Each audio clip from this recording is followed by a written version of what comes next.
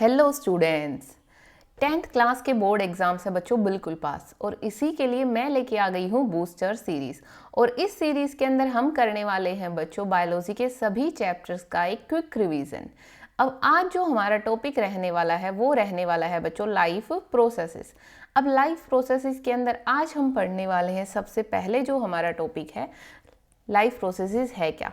तो बच्चों life processes का सिंपली मीनिंग है, लाइफ का मतलब क्या हो गया बच्चों, सर्वाइवल यानी कि हमारी लाइफ। और उसमें होने वाले जितने भी प्रोसेस हैं उनको हम क्या कहेंगे बच्चों, उनको कहेंगे लाइफ प्रोसेसेस। अब यहाँ पे क्या होगा, हमारे पास 4 टाइप्स के हम लाइफ प्रोसेस पढ़ते हैं। न्यूट्रिशन, सेकंड है हमारा रेस्पिरेशन, थर्ड हम पढ़ते हैं ट्रांसपोर्टेशन एंड फोर्थ है हमारा एक्सक्रीशन। तो जो आज हम पढ़ने वाले हैं बच्चों वो रहने वाला है हमारा चैप्टर न्यूट्रिशन का।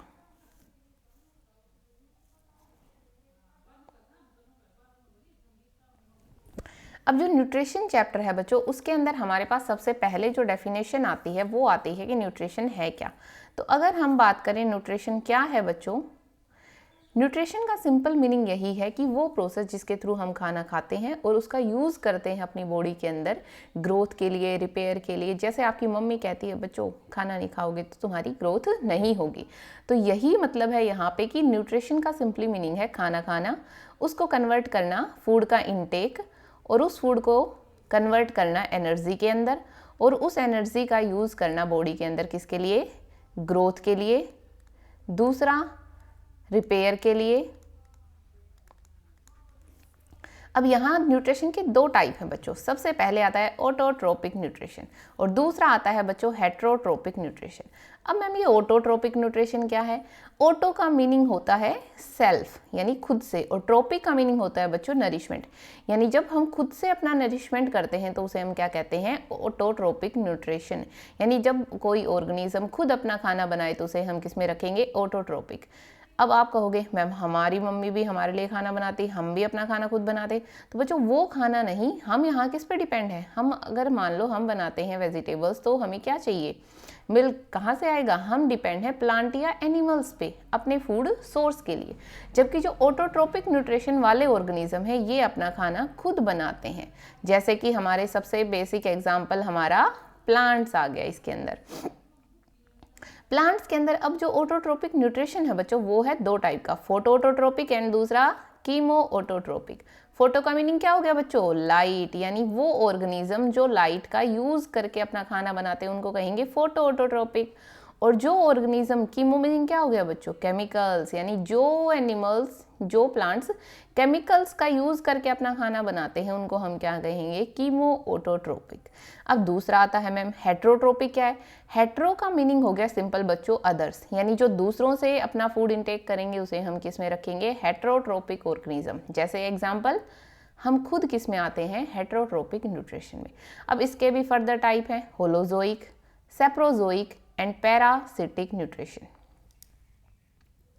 नेक्स्ट हम बात करते हैं अब ऑटोट्रोपिक न्यूट्रिशन के 2 टाइप हमने पढ़े। फोटोट्रोपिक यानी कि जो लाइट को यूज करके अपना खाना बनाते हैं, जिसमें प्लांट्स सनलाइट को यूज करेंगे, कार्बन डाइऑक्साइड को यूज करेंगे और वाटर को यूज करेंगे, और जो प्रोसेस होगा खाना बनाने का उसको हम क्या कहेंगे, फोटोसिंथेसिस। अब इसके अंदर एग्जाम्पल बच्चों ग्रीन प्लांट्स के अलावा जो याद करने वाला एग्जाम्पल है वो है एल्गी, यानी कि दूसरा हमारे पास आएगा ब्लू ग्रीन एल्गी, यानी जिसको हम कहते हैं साइनोबैक्टीरिया। ये भी बच्चों प्लांट्स की तरह अपना खाना खुद बनाते हैं। अब आएगा कीमो ऑटोट्रोपिक। कीमो ऑटोट्रोपिक का बताया हमने, जो केमिकल्स को यूज करके अपना खाना बनाते हैं उन्हें हम क्या कहते हैं, कीमो ऑटोट्रोपिक ऑर्गेनिज्म। यहाँ आएगा nitrifying bacteria, sulphur bacteria, iron bacteria. Sulphur bacteria use करते हैं सल्फर को बच्चों, आयरन बैक्टीरिया यूज करेंगे आयरन को बच्चों। और ये क्या है सारे, यानी यहाँ पे कीमो ऑटोट्रोपिक न्यूट्रिशन शो करेंगे। नेक्स्ट आता है बच्चों हमारे पास हेट्रोट्रोपिक न्यूट्रिशन के 3 टाइप पढ़े। हेट्रोट्रोपिक न्यूट्रिशन के अंदर सबसे पहले जो हमने पढ़ा है बच्चों वो आएगा हमारे पास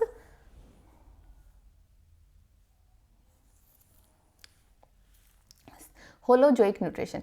अब होलोजोइक न्यूट्रिशन का सिंपली मीनिंग है क्या, होलोजोइक न्यूट्रिशन का बच्चों सिंपली मीनिंग हम बात करें तो वो हमसे है कि जो ऑर्गेनिज्म पहले खाने को इंजेस्ट करते हैं, बॉडी के अंदर इनटेक करते हैं और बाद में बॉडी के अंदर ही जब खाने का डाइजेशन हो तो उसको हम क्या कहेंगे, होलोजोइक न्यूट्रिशन। इसके अंदर आते हैं ह्यूमंस हो गए, अमीबा हो गए।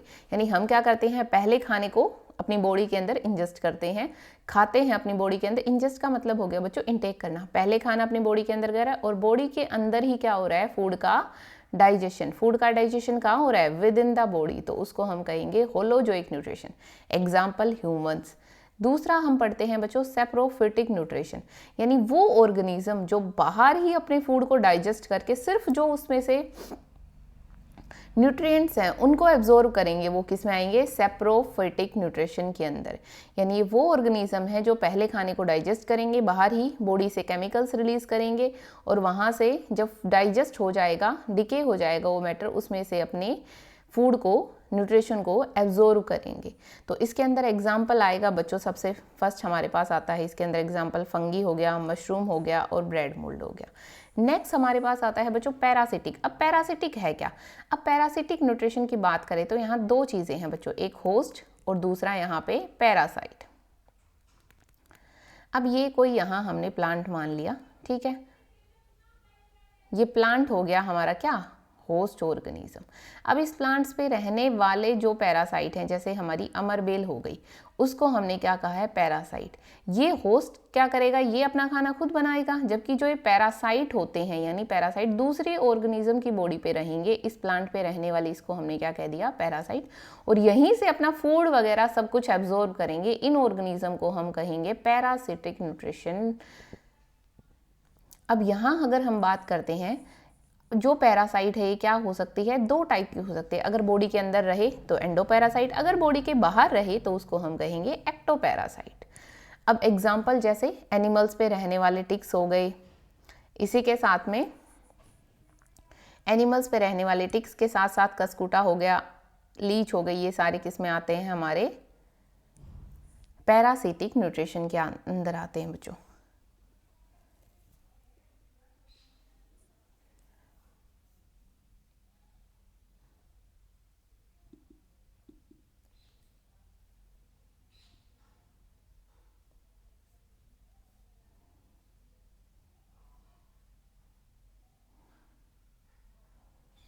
अब नेक्स्ट हमारे पास बच्चों आता है क्या, न्यूट्रिशन इन प्लांट्स। अब न्यूट्रिशन इन प्लांट्स को हम समझते हैं एक छोटे से एक्सपेरिमेंट से। अब हुआ क्या, जैसे कि चिंटू को चाहिए थे फूल अपने किसी दोस्त को देने के लिए, पर चिंटू की मम्मी ने कह दिया पैसे देने से मना।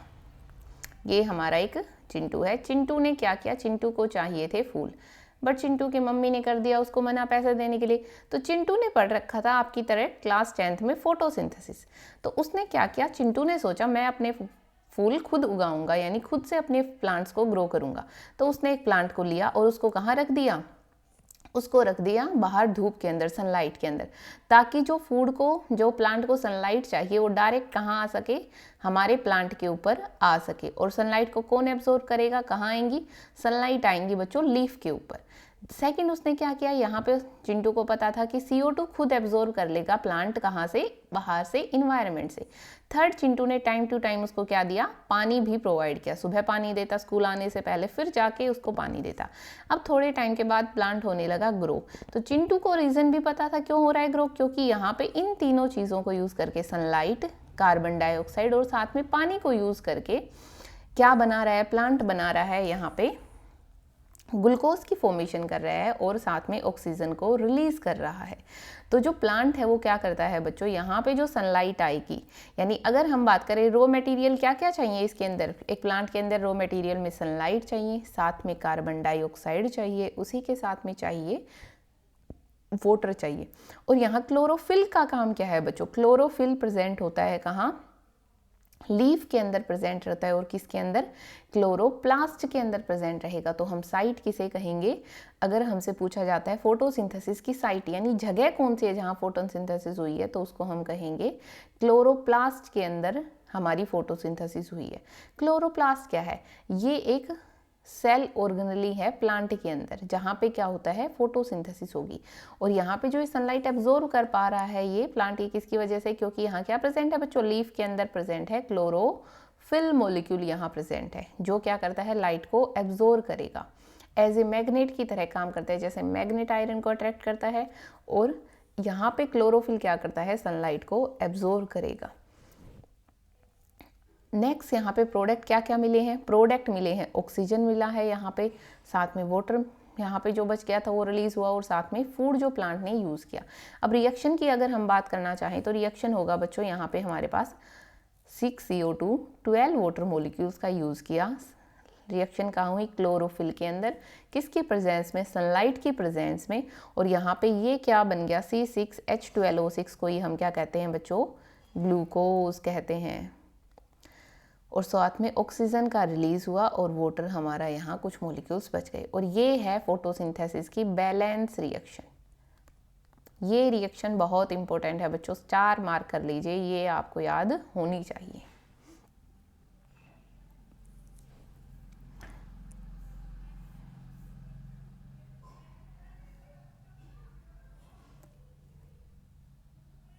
नेक्स्ट हम बच्चों बात करने वाले हैं कि फोटोसिंथेसिस है क्या, क्या कौन कौन से स्टेप्स हैं। तो सबसे पहले हमने देखा था लाइट का एब्जॉर्प्शन हुआ, किसने किया, क्लोरोफिल ने। फिर लाइट एनर्जी को कन्वर्ट कर दिया गया किसके अंदर, केमिकल एनर्जी में। और पानी का क्या हुआ, पानी का हो गया स्प्लिटिंग, वाटर प्लस ऑक्सीजन के अंदर पानी को ब्रेक कर दिया गया, यानी हाइड्रोजन और ऑक्सीजन के अंदर पानी को ब्रेक कर दिया गया। नेक्स्ट यहाँ पे क्या हुआ, CO2 का हो गया रिडक्शन किसके अंदर, कार्बोहाइड्रेट के अंदर। कार्बोहाइड्रेट यानी कि ग्लूकोज, यहाँ पे क्या है बच्चों, कार्बोहाइड्रेट। अब नेक्स्ट स्टेप आता है, मैम ये CO2 प्लांट के अंदर आ कैसे रही है और ऑक्सीजन प्लांट से जा कैसे रही है, ये भी एक सोचने वाला सवाल था। तो यहाँ पे आता है बच्चों एक टर्म स्टोमेटा। अब यहाँ पे जैसे यहाँ पे हमने, ये हमारी कोई प्लांट की लीफ है, अब यहाँ क्या प्रेजेंट है, अगर हमें ऑक्सीजन के मॉलिक्यूल्स को बाहर भेजना है और CO2 को अंदर लेना है तो क्या होंगे, छोटे छोटे पोर्स प्रेजेंट रहेंगे। और इन्हीं पोर्स को ही हम क्या कहते हैं, स्टोमेटा कहते हैं बच्चों। अब यहाँ होगा क्या, यहाँ इन पोर्स के थ्रू CO2 को एब्जॉर्ब किया जाएगा और ऑक्सीजन को यहाँ से रिलीज किया जाएगा। अब इन पोर्स को, जैसे एक कोई रूम है हमारा, गार्ड्स का काम क्या होता है बच्चों, किसी के अगर गार्ड्स ने डोर को बंद कर दिया तो कोई बाहर नहीं जा पाएगा, अगर गार्ड्स ने डोर को ओपन कर दिया तो कोई भी वहाँ से मॉलिक्यूल हमारा बाहर जा पाएगा। तो स्टोमेटा क्या होते हैं, टाइनी पोर्स होते हैं किसके अंदर, stomata are the tiny pores present on the surface of leaves. कहाँ प्रेजेंट है, लीफ के सरफेस के ऊपर।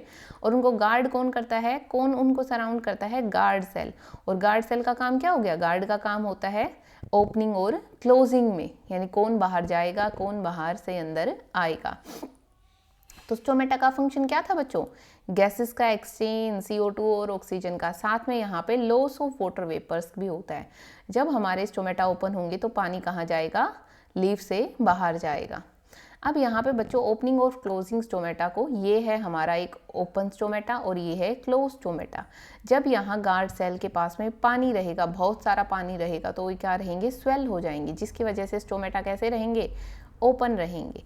इसी के साथ में अगर गार्ड सेल के पास में पानी नहीं है, ये क्या है बच्चों, गार्ड सेल प्रेजेंट है, इनके पास अगर वाटर की कमी हो गई तो क्या हो जाएंगे, बिल्कुल सुकड़ जाएंगे। और क्या हो जाएगा, ये पोर जो है बीच में, ये क्या हो जाएगा, ये पोर एकदम क्लोज हो जाएगा। तो हो गया स्टोमेटा क्लोज।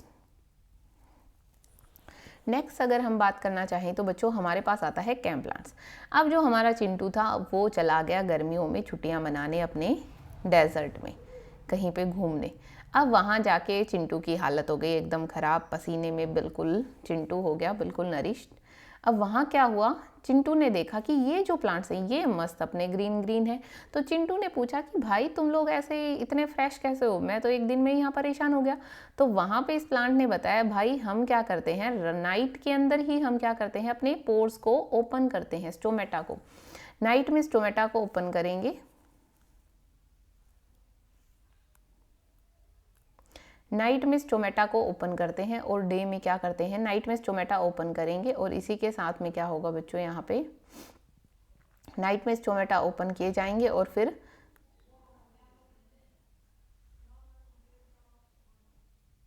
नाइट में स्टोमेटा ओपन करेंगे, उनके थ्रू क्या एब्जॉर्ब कर लेंगे, CO2 का कर लेंगे एब्जॉर्प्शन। उसके बाद जो डे टाइम है वहाँ क्या किया जाएगा, नाइट में CO2 का कर लिया एब्जॉर्प्शन। और उसी टाइम पे, क्योंकि नाइट में क्या नहीं है, सनलाइट है नहीं, तो वाटर लॉस होगा नहीं। दूसरा ये क्या करते हैं, उस CO2 को स्टोर कर लेते हैं नाइट के अंदर और यूज़ करते हैं कब, डे टाइम में किसके लिए, फोटोसिंथेसिस के लिए, अपना खाना बनाने के लिए। तो नाइट में CO2 को एब्जॉर्ब किया, तब सनलाइट नहीं प्रेजेंट थी तो वाटर लॉस नहीं हुआ, उसको स्टोर किया, स्टोर करने के बाद उसको डे में यूज़ कर लिया किसके लिए, फोटोसिंथेसिस के लिए।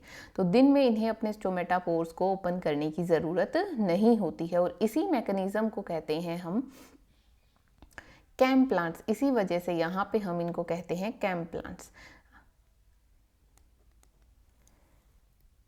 नेक्स्ट हम बात करते हैं बच्चों न्यूट्रिशन इन अमेबा। तो न्यूट्रिशन इन अमेबा के अंदर क्या होगा बच्चों कि अमेबा अपना खाने को कैसे लेगा। तो हम पहले ही पढ़ चुके हैं न्यूट्रिशन अमेबा के अंदर कैसा रहेगा बच्चों, होलोजोइक न्यूट्रिशन रहेगा।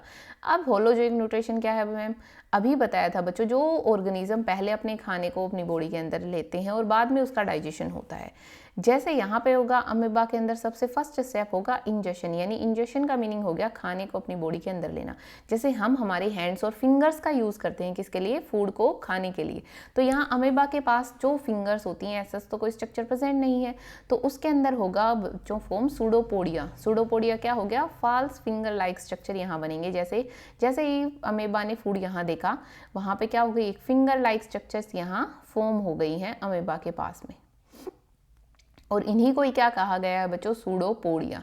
अब यहाँ क्या होगा, यहाँ पे कोई माउथ नहीं प्रेजेंट है जैसे हमारे अंदर है, तो यहाँ क्या बनेगी, फूड वैक्यूल की फॉर्मेशन होगी और उस फूड वैक्यूल के अंदर खाने को इंजेस्ट कर लिया जाएगा। यहाँ फूड वैक्यूल हमारी आ गई। सेकंड स्टेप आएगा हमारा डाइजेशन। अब जो फूड वैक्यूल है उसके अंदर फूड का होगा डाइजेशन, यानी ब्रेक डाउन किया जाएगा कॉम्प्लेक्स फूड का सिंपल फूड मटेरियल्स के अंदर। अब थर्ड स्टेप आएगा एब्जॉर्ब करना। अब खाना हो चुका है बच्चों डाइजेस्ट, तो यहाँ से जो जो नरिशमेंट होगा न्यूट्रिएंट्स वो सारे अमेबा कर लेगा क्या, एब्जॉर्ब। अब यहाँ जो इसने न्यूट्रिएंट्स एब्जॉर्ब करी हैं उनका बॉडी में करेगा यूटिलाइजेशन, और उसी प्रोसेस को हम क्या कहते हैं बच्चों, असिमिलेशन। यानी जो हमने एब्जॉर्ब किया है फूड में से न्यूट्रिएंट्स उनको यूज़ करना बॉडी के ग्रोथ के लिए, रिपेयर के लिए। अब नेक्स्ट आएगा बच्चों जो वेस्ट यहाँ पे बच गया फूड वैक्यूल में, अब वो अमेबा के लिए कोई काम का नहीं है, तो उसको इजेक्शन प्रोसेस के थ्रू बॉडी के थ्रू बाहर वेस्ट कर दिया जाएगा, बाहर इजेक्ट आउट कर दिया जाएगा। तो 5 स्टेप पढ़े हमने, सबसे पहले इंजेक्शन, देन डाइजेशन, उसके बाद absorption, assimilation and ejection. Next हम बात करते हैं बच्चों पैरामीशियम। अब पैरामीशियम के अंदर भी न्यूट्रिशन कौन सा है बच्चों, होलोजोइक न्यूट्रिशन, यानी स्टेप्स क्या रहेंगे, वही same, injection, digestion, absorption, assimilation and last हमारा इजेक्शन। तो यहाँ पे जो पैरामीशियम है ऐसा कुछ दिखता है क्या, पैरामीशियम। इसके अंदर क्या प्रेजेंट होते हैं, बॉडी के ऊपर छोटे छोटे सीलिया प्रेजेंट होते हैं बच्चों, जो क्या करते हैं वाटर के अंदर मूवमेंट में हेल्प करेंगे। और यहाँ प्रेजेंट रहेगा इसके पास जो माउथ है उसको हम क्या कहते हैं, ओरल ग्रूव कह सकते हैं या फिर हम गलट भी कह सकते हैं। अब यहाँ क्या होगा, ये जैसे यहाँ खाना प्रेजेंट है तो इन सीलिया की हेल्प से क्या करेंगे, इस फूड पार्टिकल्स को मूव कराया जाएगा, इसके जो माउथ पार्ट है उसकी तरफ मूव कराएगा। और जैसे ही फूड अंदर आया तो जो फर्स्ट स्टेप है हमारा हो गया कंप्लीट, यानी फूड कहाँ गया, बॉडी के अंदर।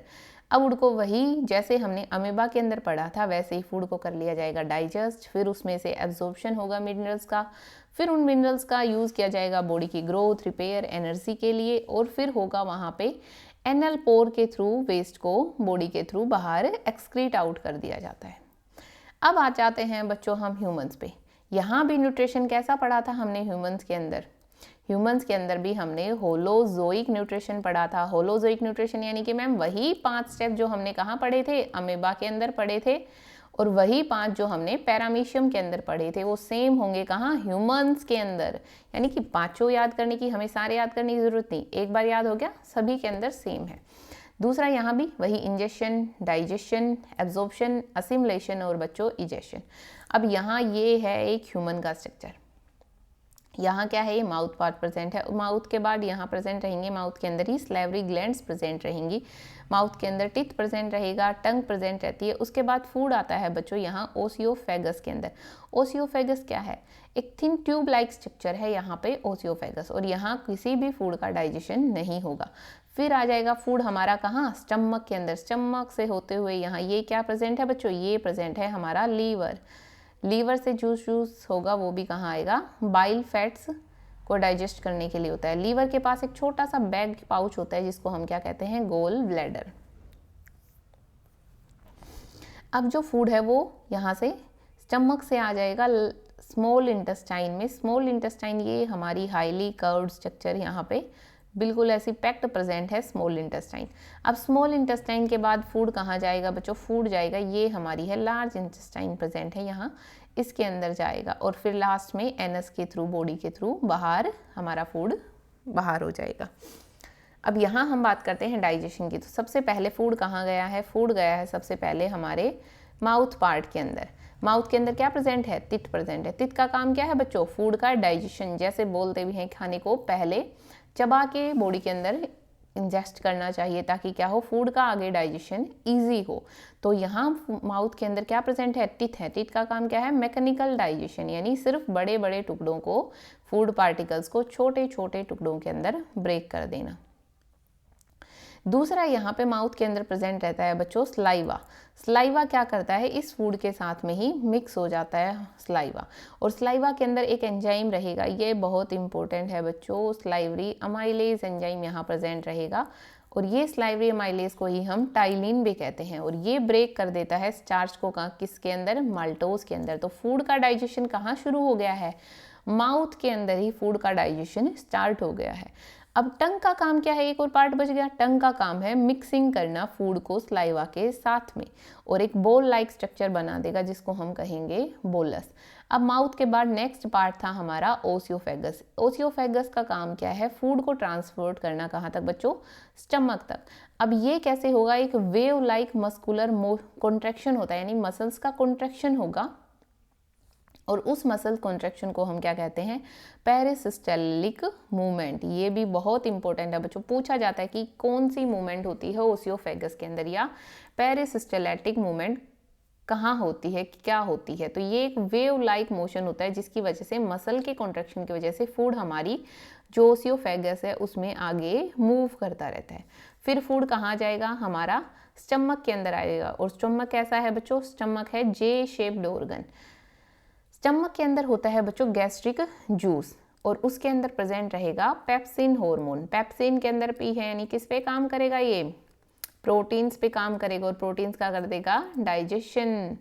अब इसी के साथ यहाँ प्रेजेंट रहता है बच्चों HCl, और HCl का काम क्या है, यहाँ पे इस पेप्सिन को एक्टिवेट करना। दूसरा यहाँ पे जो फूड के साथ में, अगर तुमने गंदे हाथों से खाना खाया है या उसके अलावा भी हमारे फूड पे बहुत सारे माइक्रोब्स वगैरह आ जाते हैं, जिनकी किल करने के लिए कौन होता है, यहाँ पे HCl क्या करता है, उन सबको किल कर देता है।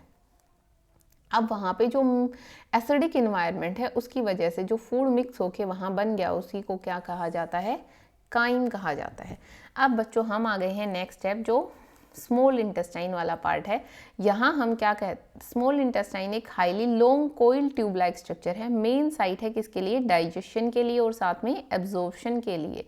जो इनर लाइनिंग है स्मॉल इंटेस्टाइन की, वहाँ पे जैसे ये अगर स्मॉल, तो वहाँ पे ऐसे फिंगर लाइक स्ट्रक्चर जिसको हम क्या कह सकते हैं, विलाई प्रेजेंट है। अब यहाँ पे जैसे सिंपली हम समझते हैं बच्चों, एक तो हमारे पास ये सरफेस है, दूसरा हमारे पास ये सरफेस है। कहाँ एब्जॉर्प्शन ज़्यादा होगा, यहाँ सरफेस एरिया हमारा क्या है, ज़्यादा है, इसकी वजह से यहाँ एब्जॉर्प्शन क्या होगा, फास्ट होगा, जबकि यहाँ एब्जॉर्प्शन स्लो होगा। तो यहाँ पे क्या होता है, जो इंटेस्टाइन की मेम्ब्रेन है इनर साइड वाली, वो ऐसी फिंगर लाइक प्रोजेक्शन बना लेती है, उसको हम क्या कहते हैं, विलाई कहते हैं, और वो किस में हेल्प करेगी, फूड के एब्जॉर्प्शन में हेल्प करेगी। इसी के साथ जो स्मॉल इंटेस्टाइन है वहाँ एंजाइम्स होते हैं बच्चों, पेनक्रियाटिक अमाइलेज। पेनक्रियाटिक नाम है, यानी ये कहाँ से आया होगा, पेनक्रियाज से आया होगा, और इसका काम क्या है, स्टार्च को ब्रेक करना माल्टोज के अंदर। अब जो ट्रिप्सिन प्रोटीन है उसका काम क्या है बच्चों, प्रोटीन को डाइजेस्ट, ट्रिप्सिन एंजाइम करता है प्रोटीन का डाइजेशन किसमें, पेप्टाइड्स के अंदर। अब आता है बच्चों लाइपेज। लाइपेज क्या करता है, फैट्स को ब्रेक डाउन करता है फैटी एसिड प्लस ग्लिसरॉल में। अब यहाँ इसी के साथ में बच्चों जो एब्जॉर्प्शन का काम है, वो सबसे ज़्यादा एब्जॉर्प्शन कहाँ होता है, इंटेस्टाइन के अंदर। किसकी वजह से, विलाई और माइक्रोविलाई से, और ये क्या करते हैं, सरफेस एरिया को इंक्रीज कर देते हैं। अब जो वेस्ट बच गया यहाँ पे, वो कहाँ चला जाएगा बच्चों, लार्ज इंटेस्टाइन के अंदर, और वहाँ होगा वाटर का एब्जॉर्प्शन उसमें से। वाटर को वहाँ पे एब्जॉर्ब किया जाएगा, उसमें से कुछ और सोल्ट्स हो गए या वाटर हो गया, उन सबको एब्जॉर्ब करके जो अनडाइजेस्टेड फूड होगा उसको बॉडी के अंदर स्टोर किया जाता है कुछ टाइम के लिए टेम्परेरी, और फिर उसको एनस के थ्रू, जो हमारी एलिमेंट्री कैनाल या डाइजेस्टिव सिस्टम की लास्ट ओपनिंग है, उसके थ्रू, बॉडी के थ्रू बाहर रिमूव कर दिया जाता है। इसी के साथ हम बच्चों यहाँ पे ये स्ट्रक्चर है किसका, स्मॉल इंटेस्टाइन का स्ट्रक्चर है। और ये क्या है यहाँ पे बच्चों, ये है विल्लाई। ये क्या करते हैं, फूड को एब्जॉर्ब करेंगे। इन विल्लाई के अंदर ये प्रेजेंट होती हैं ब्लड वेसल्स, यानी यहाँ से फूड का एब्जॉर्प्शन होगा किसके अंदर, इन ब्लड वेसल्स के अंदर, और यहाँ से पूरी बॉडी के अंदर ट्रांसफ़र कर दिया जाएगा जो फूड है जो एब्जॉर्प्शन किया है यहाँ पे। इसी के साथ बच्चों जो फैट का डाइजेशन है, फैट के होते हैं बड़े बड़े मोलिक्यूल्स, उन पे एक्ट करेगा कौन, बाइल जूस उन पे एक्ट करेगा। और बाइल जूस क्या करता है बच्चों, ये कहाँ से रिलीज़ होगा, ये रिलीज़ होता है लीवर से। और ये क्या करता है, फैट्स का कर देता है इमल्सिफिकेशन, यानी जो बड़े बड़े फैट के मोलिक्यूल हैं उनको छोटे छोटे फैट मोलिक्यूल के अंदर ब्रेक कर देता है। इसी प्रोसेस को हम कहते हैं इमल्सिफिकेशन। और ये कौन करता है बच्चों, ये करता है बाइल। और ये कैसा प्रोसेस है, एक फिजिकल प्रोसेस है, यानी सिर्फ उनको छोटे छोटे मोलिक्यूल्स के अंदर ब्रेक किया है। अब यहाँ पे जो एंजाइम्स हैं वो फास्ट एक्ट करेंगे इनको फर्दर डाइजेस्ट करने के लिए। और इसी के साथ होता है बच्चों हमारा न्यूट्रिशन चैप्टर ख़त्म।